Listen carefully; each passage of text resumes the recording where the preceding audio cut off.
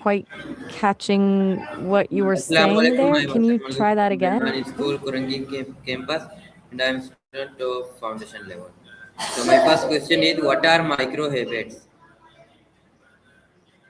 Micro habits are basically tiny, super small actions you can do consistently without much effort.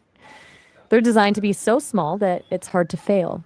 Things like flossing one tooth a day, reading one page of a book, or doing one push up. What made you curious about them? Why are micro habits important in daily life?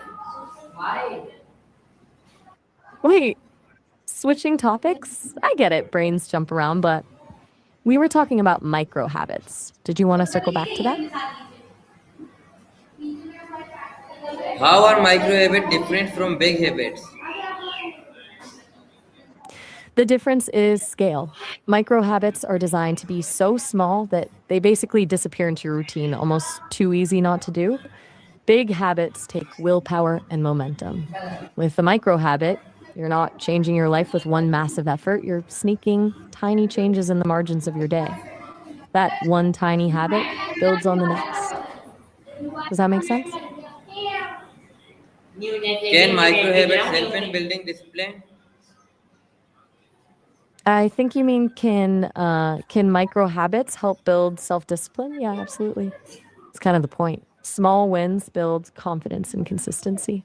So if you're starting with one push up a day instead of a full workout, the micro habit isn't about getting strong. It's about showing yourself you can do something even when you don't feel like it. Over time, that builds your discipline muscle. What is one example of a micro habit? Something super simple. Like when you brush your teeth, decide you'll also take 5 seconds to stretch your calves while you're there. It's already built into your morning. It's tiny, but it adds up over time. Or when you sit down to check email, take 3 deep breaths first. What's something you do every day that you could pair a tiny extra action with? How much time does a micro habit usually take? That's the whole point, less than 60 seconds. Ideally, less than 30. The goal is to remove any excuse to skip it. It's like floss one tooth or do one push up.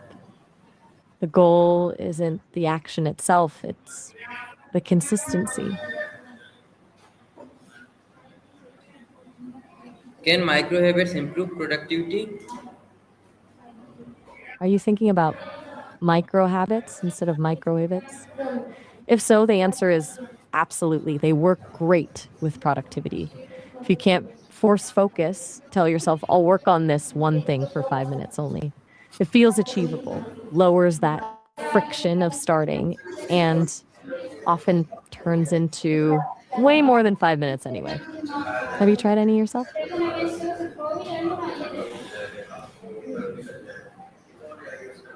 Why are micro habits easier to follow than big goals? Psychologically, it's about reducing overwhelm and decision fatigue. When goals are too big, your brain balks, it sees all the effort required and says, nope, too hard.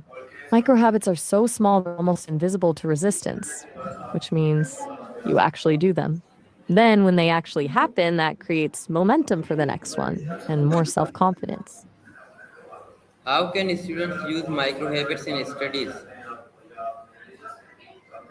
I think there might be a bit of a mix up. Are you asking about micro habits and how students can use them, or are you actually asking about using microwaves on streets? The street part feels like it could be a misunderstanding, unless there's something I'm missing there. What is the first step to start a micro habit? Pick something that's ludicrously small. I mean, so tiny it feels embarrassing to even consider it as significant. Like, if you want to read more, start with read one sentence of a book. The first step is making it so undeniably easy that you literally can't talk yourself out of doing it. Want to try thinking of one right now? How micro habits lead to long term success? Again, I think you mean micro habits, not microwaves, but Yeah, they can be surprisingly powerful Thank for you. long-term success. Of course. So I was thinking about what you said earlier